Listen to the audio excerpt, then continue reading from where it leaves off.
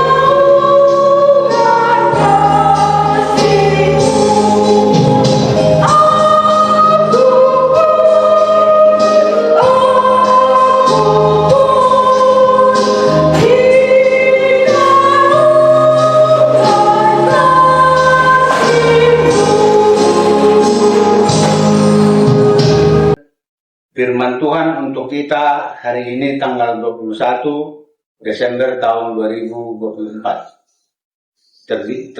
Diambil dari Yeskiel 37 ayat 14. Aku akan memberikan rohku ke dalammu sehingga kamu hidup kembali, dan aku akan membiarkan kamu tinggal di tanahmu, dan kamu akan mengetahui bahwa aku Tuhan yang mengatakannya dan membuatnya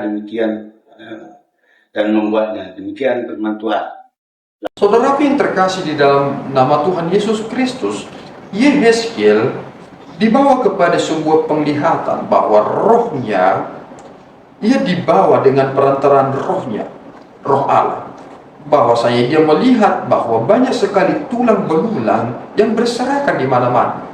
Dan akhirnya Allah berkata kepada Yeskiel supaya ia bernubuat atas tulang-tulang belulang tersebut. Dan kemudian dia bernubuat, dan apa yang terjadi? Ternyata tulang belulang itu tiba-tiba bergerak dan muncul nadi, urat-urat dalam tubuh itu, dan kemudian ia bisa hidup. Dan inilah nubuatan yang disampaikan kepada tulang belulang tersebut. Hal ini sebenarnya merujuk kepada bangsa Israel, bahwa sebenarnya mereka putus asa, tidak memiliki harapan. Itu mengapa Yeskiel harus memberitakan pesan ini kepada mereka. Ini mengapa Paulus pernah mengatakan bahwa kami putus akal tetapi kami tidak putus asa, karena ini adalah sesuatu hal yang mengerikan. Banyak orang putus asa belakangan ini dan mengakhiri hidup mereka, dan akibatnya mereka seperti tulang belulang yang kering tadi. Tetapi yang terpenting bagi kita adalah mengerti tentang apa yang dikatakan tentang teks ini pada ayat 14. Aku akan memberikan rohku ke dalammu sehingga kamu hidup kembali, dan aku akan menempatkan kamu di tanahmu. Maka kamu akan mengetahui bahwa aku Tuhan yang mengatakannya dan melakukannya. Demikianlah firman Tuhan. Mengapa harus roh? Karena ternyata kita tidak menjadi orang yang baik secara otomatis. Tentu banyak hal yang kita amati. Kita menjadi seperti sekarang ini karena kita belajar, kita memperhatikan, Bagaimana mungkin saudara berkata, aku bisa melakukan apa yang Tuhan inginkan jika roh Tuhan tidak ada pada saudara? Roh Allah lah sebenarnya yang menyadarkan kita dan mengingatkan kita, engkau telah salah, engkau telah keliru. Roh Allah juga lah yang membantu dan menolong para hamba-hamba Tuhan untuk bernubuat, untuk memberitakan firman. Itu mengapa ketika engkau mendengarkan firman Tuhan, saudara harus menerimanya dalam roh. Itu mengapa Yesus berkata kepada perempuan Samaria itu, engkau berdoa di dalam roh dan kebenaran. Itu yang terpenting, karena banyak orang sekarang sudah seperti tulang belulang yang tidak memiliki hidup. Seandainya saudaraku, kita kembali seperti di zaman COVID, di mana-mana ada seperti sensor yang akan melihat suhu tubuh seseorang. Ketika seseorang memiliki suhu tubuh yang panas, akan terlihat warna yang seperti kekuning-kuningan, bahkan merah. Tetapi jika seseorang itu memiliki suhu tubuh yang normal, tidak panas, yang terlihat juga akan seperti warna hijau. Seandainya penglihatan ini dapat kita aplikasikan, jangan-jangan banyak sekarang manusia ini yang hidup seperti tulang belulang yang tidak memiliki roh Allah, tidak mau tahu tentang Tuhan dan tidak mau mengenal Tuhan. Padahal dikatakan dalam ayat 14 ini, yang mengatakannya dan melakukannya, aku akan menempatkan kamu di tanahmu, maka kamu akan mengetahui bahwa aku Tuhan. Pertanyaannya saudaraku, apakah kita masih memiliki obsesi untuk mengetahui Tuhan? Apakah kita tertarik? Ataukah kita hanya tertarik dengan diri kita sendiri? Kita hanya tertarik kepada Tuhan kalau kita terberkati. Tetapi setelah itu, kita tidak lagi tertarik tentang Dia. Sebenarnya teologi itu harus dipelajari oleh seluruh umat manusia. Bukan hanya kepada hamba-hamba Tuhan. Kita harus mempelajarinya. Karena kita tidak mau seperti tulang yang tidak memiliki pengharapan ini. Pengharapan kita hanya di dalam Yesus Kristus. Dan Roh Kudus itulah yang memampukan kita untuk hidup dalam konsistensi itu. Tuhan Yesus memberkati kita. Ya Tuhan, kami bersyukur atas berkat-Mu.